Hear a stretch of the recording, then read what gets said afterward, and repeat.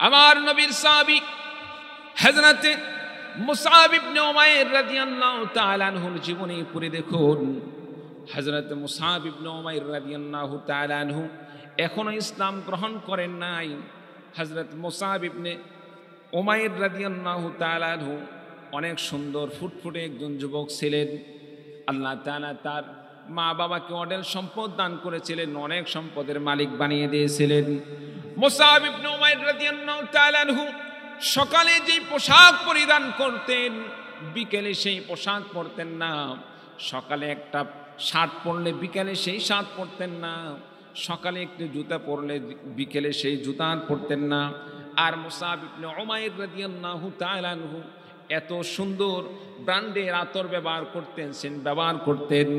যে সময় মুসআব ইবনে উমাইর রাদিয়াল্লাহু তাআলা আনহু স্প্রে ব্যবহার করে, আতর ব্যবহার করে, সুঘ্রাণ ব্যবহার করে রাস্তা দিয়ে চলতেন। রাস্তা দিয়ে যাওয়ার পরে সে এলাকার মানুষটা বুঝতে পারত অল্প সময়ের মধ্যে যেন মুসআব ইবনে উমাইর আমাদের এই দিক দিয়ে সে অতিক্রম করেছে। বলুন সুবহানাল্লাহ। হযরত মুসআব ইবনে উমাইর রাদিয়াল্লাহু তাআলা আনহু অনেক সম্পদশালী ছিলেন, তার বাবা অনেক সম্পদশালী ছিলেন। মুসআব ইবনে উমাইর রাদিয়াল্লাহু তাআলা আনহুর বাবা মারা গেল, দুনিয়া থেকে বিদায় নিয়ে চলে গেল। মুসআব ইবনে উমাইর রাদিয়াল্লাহু তাআলা আনহুর মা মুসআব ইবনে উমাইর রাদিয়াল্লাহু তাআলা আনহুর মনের চাহিদা মিটাইতে সে আনন্দ উৎসব করে চলার ক্ষেত্রে কোনো কার্পণ্য করতেন না। সন্তানের যা লাগতো সে সব কিছু দিয়ে দিত। আমার ভাইরা, আমার বন্ধুগণ, হযরতে মুসআব ইবনে উমাইর রাদিয়াল্লাহু তাআলা আনহু একদিন রাস্তা দিয়ে চলতেছেন। চলতে চলতে লক্ষ্য করে দেখলেন কেমন যেন সুমিষ্ট আওয়াজ আসতেছে। মুসআব ইবনে উমাইর রাদিয়াল্লাহু তাআলা আনহু হাঁটি হাঁটি পা পা করে লক্ষ্য করে দেখলেন। সেদিকে অগ্রসর হয়ে লক্ষ্য করে দেখলেন আমার নবী, বিশ্ব নবীজি পবিত্র কোরআনে কারীম তেলাওয়াত করতেছিলেন। বলুন সুবহানাল্লাহ। আমার নবীর কোরআন তেলাওয়াত কত সুন্দর সুমিষ্ট ছিল। মুসআব ইবনে উমাইর রাদিয়াল্লাহু তাআলা আনহু তেলাওয়াত শুনে তিনি পাগল হয়ে গেলেন। মুসআব ইবনে উমাইর রাদিয়াল্লাহু তাআলা আনহু সিদ্ধান্ত নিলেন, এই কোরআন আমি এখন থেকে শুনতেই থাকবো, শুনতেই থাকবো। বলুন সুবহানাল্লাহ। প্রিয় ভাইরা আমার, যুবক সাহাবী এখন ইসলাম গ্রহণ করেন নাই। মুসআব ইবনে উমাইর রাদিয়াল্লাহু তাআলা আনহু নবীজির সামনে উপস্থিত হলেন। উপস্থিত হওয়ার পরে হযরতে মুসআব ইবনে উমাইর রাদিয়াল্লাহু তাআলা আনহু আমার নবীজিকে বললেন, নবী গো, এতদিন পর্যন্ত আমি শুধু শুনেছি মক্কার মানুষরা বলতো অমুক জায়গায় মুহাম্মদ নামে একজন ব্যক্তি আছে, সে মিথ্যু, সে মিথ্যাবাদী, মিথ্যা নবী দাবিদার, তারপরে সে জাদুকর ইত্যাদি বিভিন্ন প্রকার তারা কথা বলতো। এখন বাস্তব যা দেখতেছি, আসলে এতদিন পর্যন্ত যা কিছু শুনেছি সবগুলো মিথ্যা। আমি এখন বাস্তবে যা দেখলাম, আপনি হলেন দুনিয়ার সর্বশ্রেষ্ঠ মানব। চিল্লা বলুন সুবহানাল্লাহ। হযরত মুসআব ইবনে উমাইর রাদিয়াল্লাহু তাআলা আনহু আমার নবীকে লক্ষ্য করে বললেন, নবী গো, আমি মেনে নিয়েছি আপনি হলেন বিশ্ব নবী। তারা যা বলেছে এতদিন পর্যন্ত সব মিথ্যা, তাদের কথা সব মিথ্যা। আপনার মতো মানুষ কোনোদিন মিথ্যা কথা বলতে পারে না, কোনোদিন পাগল হতে পারে না। আমি ঘোষণা দিয়ে দিলাম আপনি নবী। আপনি আমাকে ঈমানের কালেমা পড়ে আমাকে মুসলমান বানিয়ে দিন। আমার নবী হযরত মুসআব ইবনে উমাইর রাদিয়াল্লাহু তাআলা আনহুকে বললেন, মুসআব রে, শোনো, ঈমান আনবে ভালো কথা। আজকে তুমি যে সুন্দর সুন্দর পোশাক পরিধান করেছ, তোমার বাবা মার অনেক সম্পদ রয়েছে, সকালে একটা পোশাক পরে বিকালে একটা পোশাক পরিধান করো। ইসলাম গ্রহণ করার পরে তোমার উপরে এমন চাপ আসতে পারে, এমন আল্লাহর পরীক্ষা আসতে পারে, হয়তোবা তোমার বাড়ি ছাড়তে হতে পারে, তোমার সম্পদগুলো হাত ছাড়া হয়ে যেতে পারে। তুমি কি এমন বিপদের সময় ঈমানের উপর থাকতে পারবে?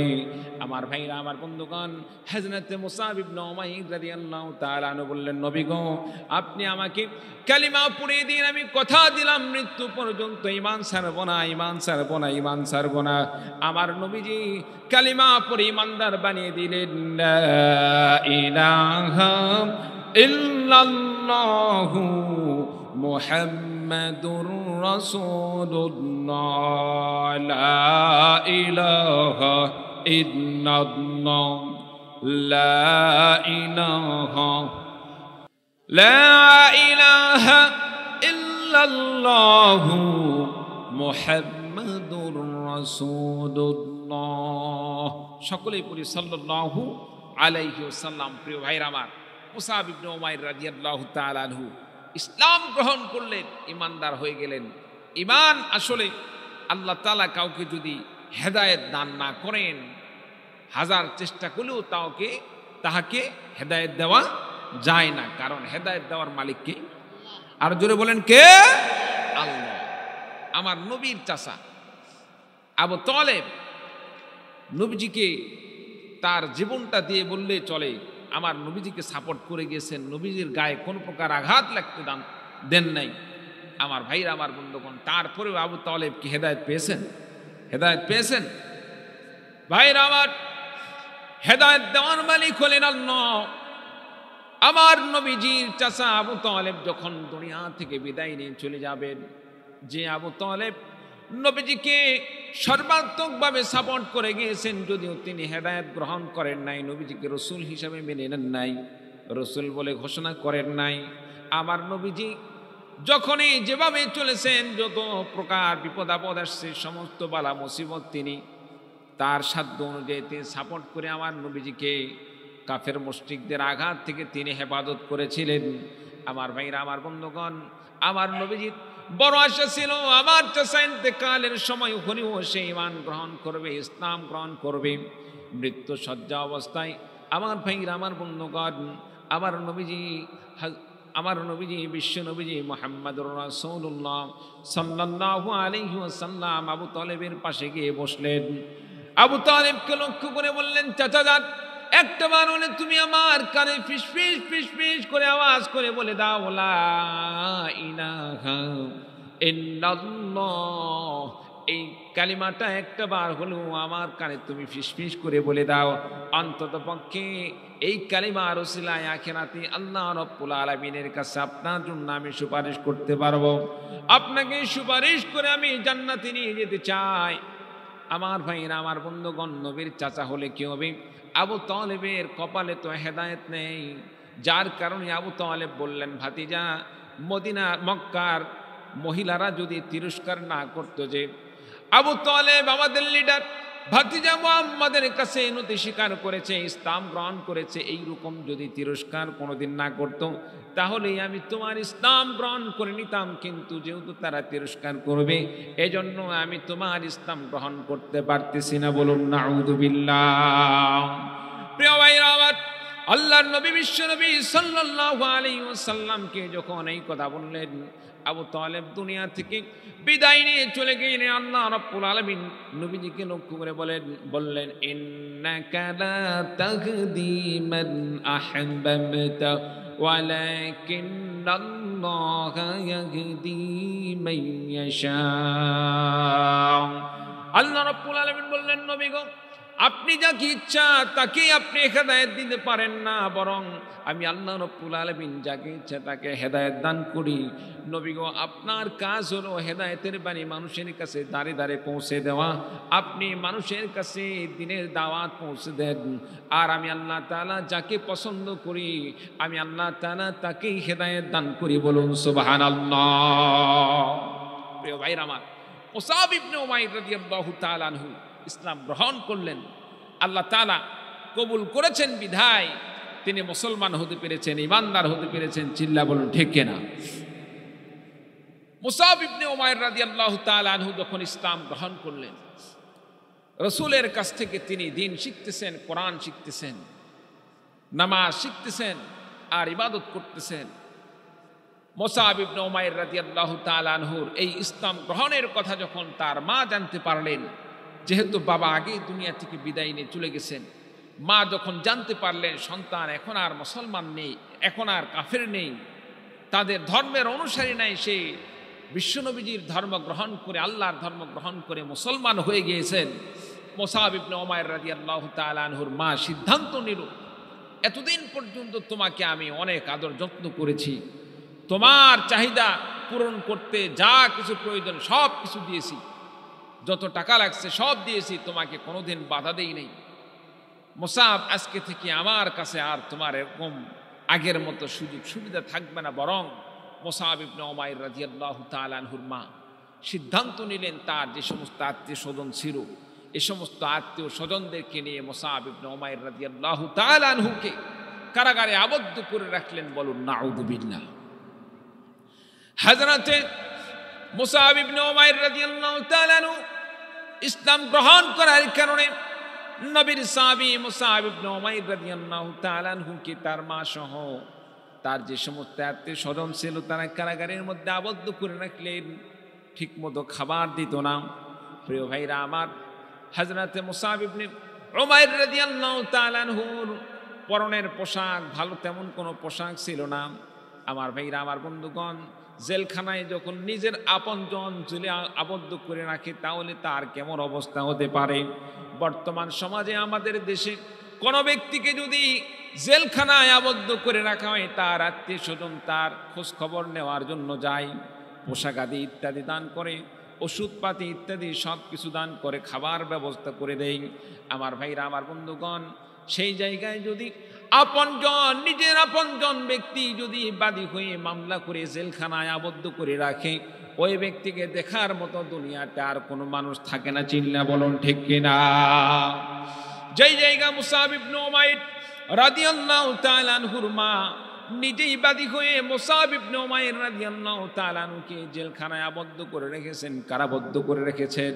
প্রিয় ভাইরা আমার, মুসআব ইবনে উমাইর রাদিয়াল্লাহু তাআলা আনহুর আগের মতো সেই সুন্দর পোশাক নাই, আগের মতো যা ইচ্ছা তাই খাবারের ব্যবস্থা নেই।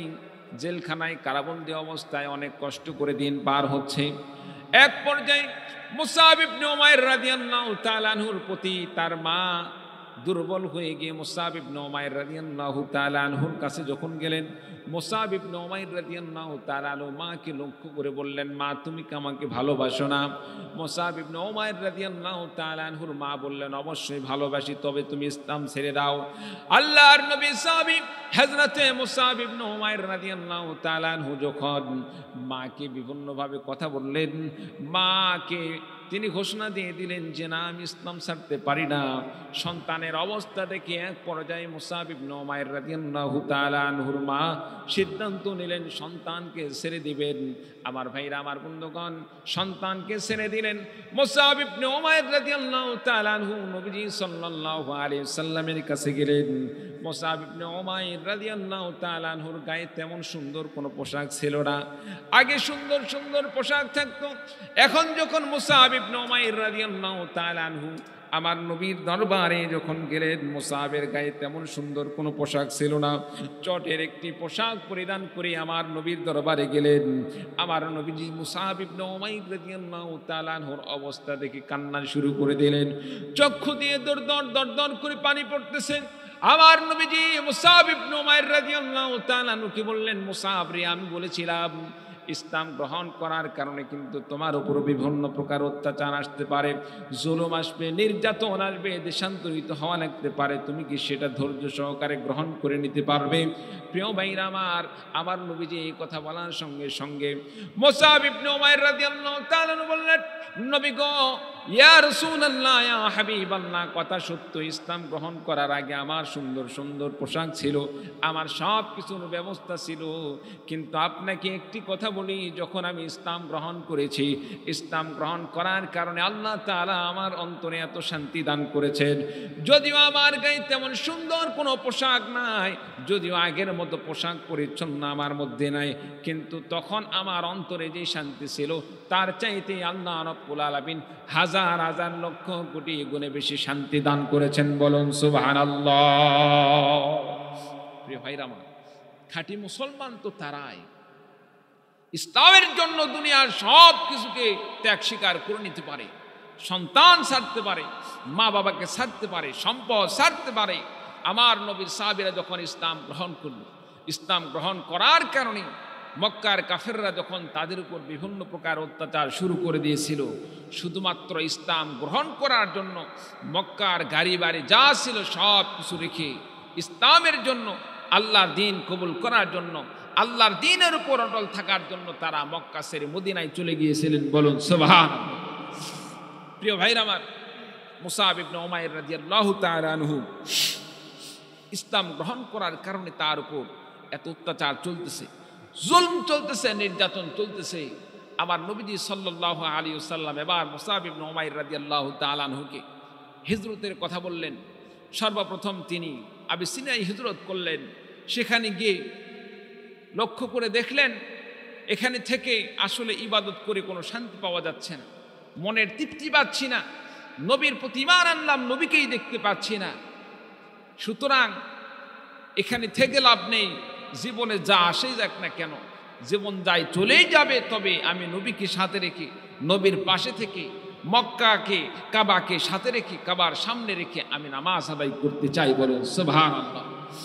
প্রিয় ভাইরা আমার, তিনি আবার ব্যাগ দিয়ে চলে আসলেন মাতৃভূমিতে মক্কায়।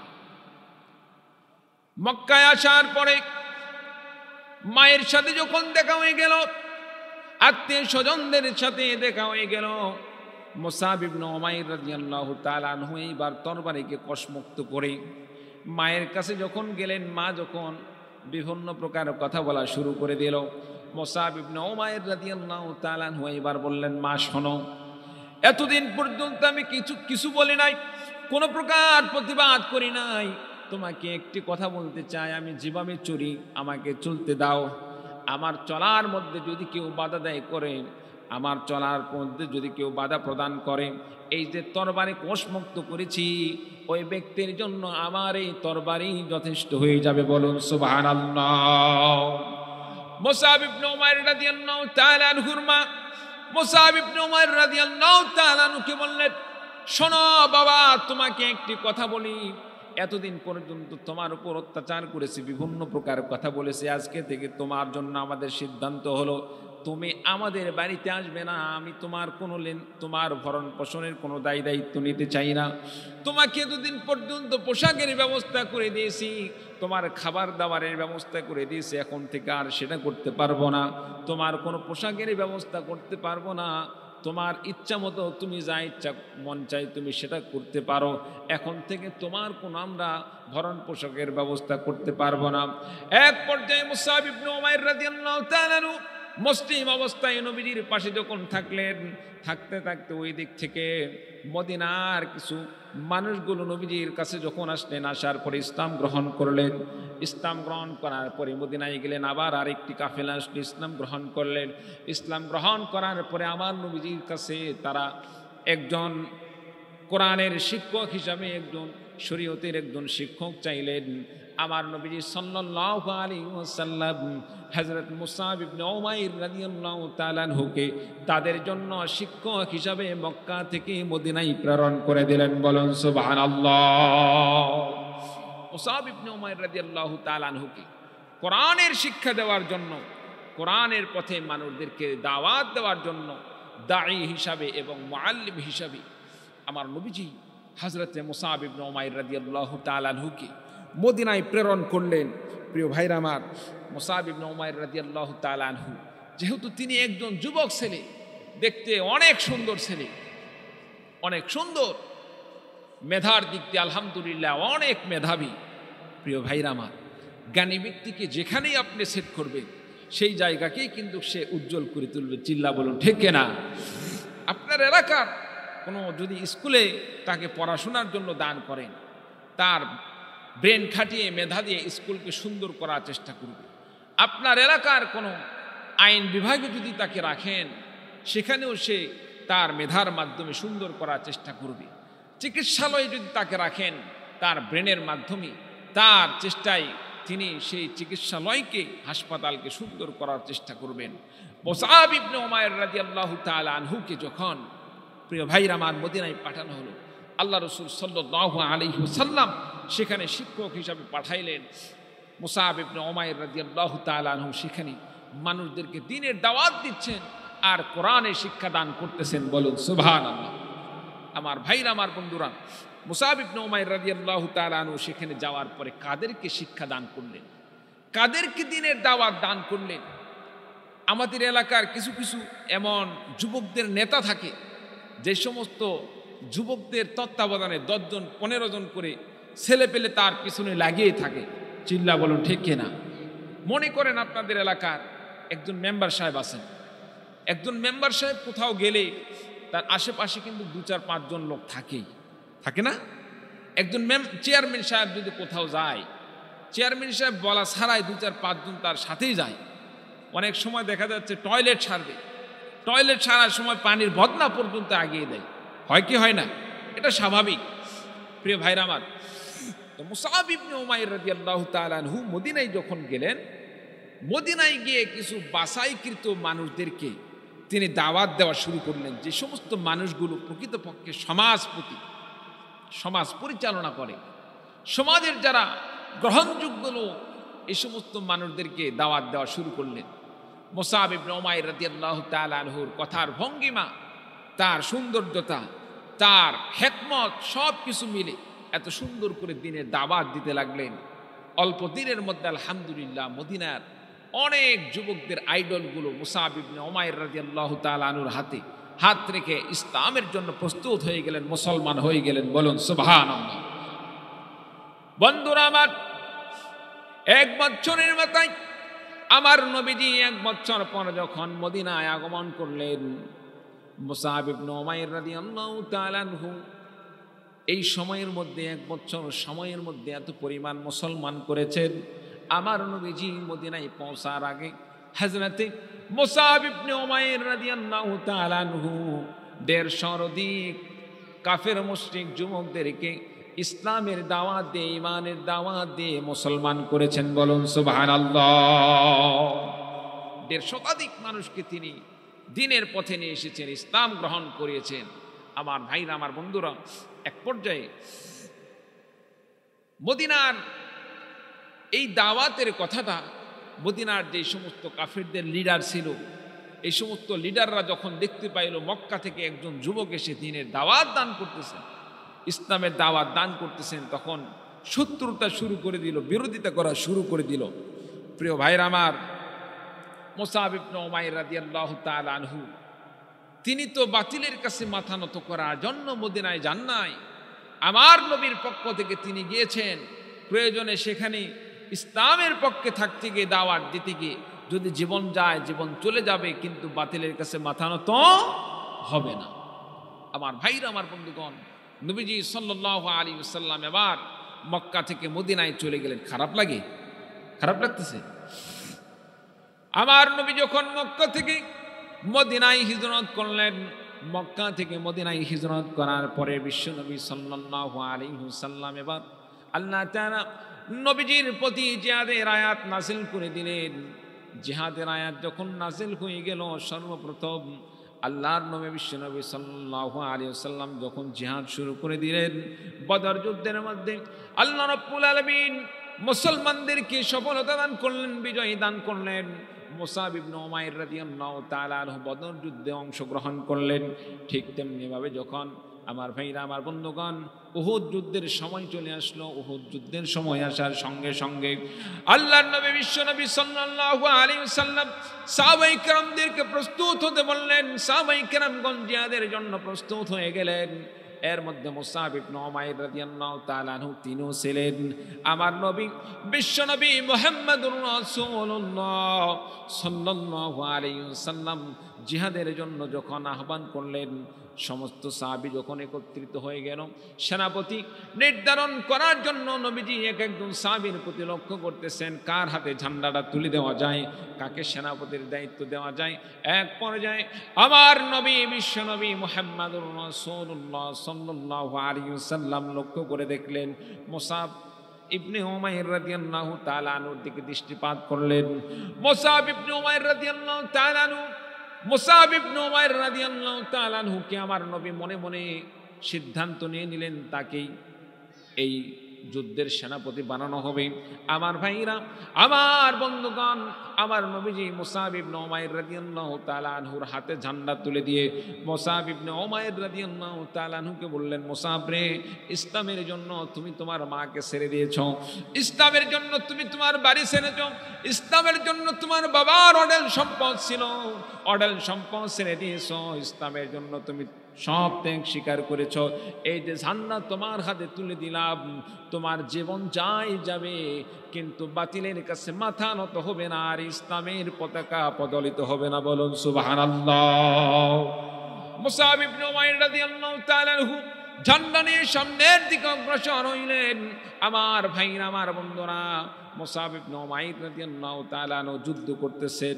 যুদ্ধে লড়তে লড়তে লড়তে লড়তে কাফের মুশরিকদেরকে কচুকাটা করা শুরু করে দিলেন। এক পর্যায়ে মুসআব ইবনে উমাইর রাদিয়াল্লাহু তাআলা আনহুর ডান হাতে আঘাত হলো, ডান হাত কাটা পড়ে গেলেন। আমার ডান হাত কাটা পড়ে গেল। হাতে যে আপনার পতাকাটা ছিল, পতাকাটা বাম হাতে ধরলেন, বাম হাতে আবার কাফেররা আঘাত করলো, বাম হাতে যখন কেটে পড়ে গেল, এইবার পতাকাটা দাঁত দিয়ে কেমনে ধরে উঁচু করে রাখলেন, দুই পা দিয়ে চাপ দিয়ে উঁচু করে রাখলেন। এবার মুসআব ইবনে উমাইর রাদিয়াল্লাহু তাআলা আনহুর বুকে যখন দূর থেকে তীর নিক্ষেপ করা হলো, তীর নিক্ষেপ করার সঙ্গে সঙ্গে মুসআব ইবনে উমাইর রাদিয়াল্লাহু তাআলা আনহু বসে পড়ে গেলেন।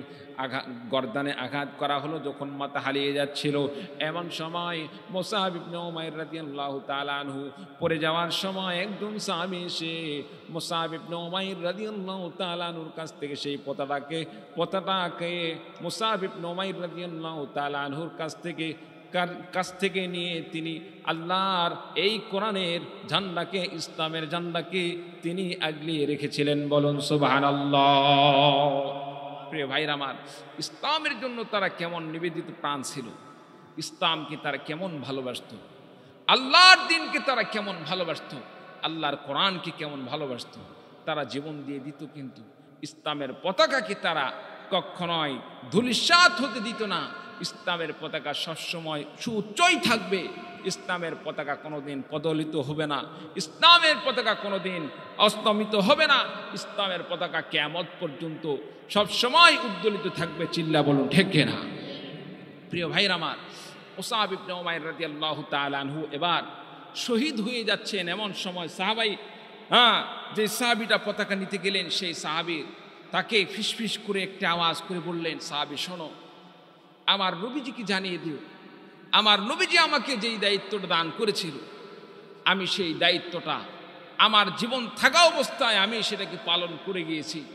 আমার দুই হাত শেষ হয়ে গিয়েছে, আমার হাত শেষ হয়ে যাওয়ার পরে আমি সেই পতাকাকে আমি আমার দাঁত দিয়ে কামড়ে আগলিয়ে রেখেছিলাম।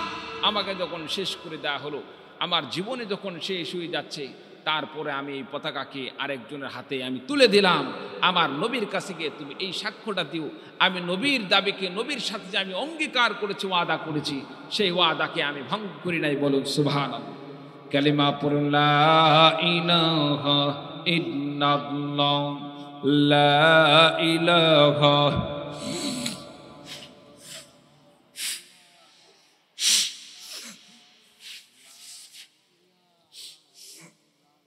لا إله إلا الله لا إله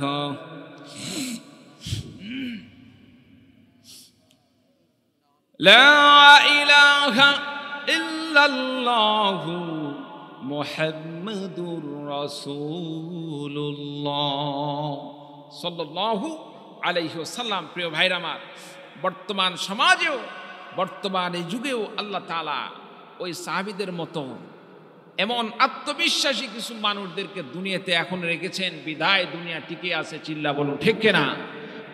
বিশ্বাস যদি না হয়, ফিলিস্তিনের যুদ্ধের দৃশ্যগুলো আপনি দেখুন, ফিলিস্তিনের যুদ্ধের দৃশ্যগুলো দেখুন। নিজের জীবনকে আল্লাহর রাস্তায় কিভাবে বিলীন করে দিতে হয়, কিভাবে আল্লাহর দ্বীনকে দুনিয়াতে কায়েম রাখার জন্য সব কিছু ত্যাগ স্বীকার করতে হয়।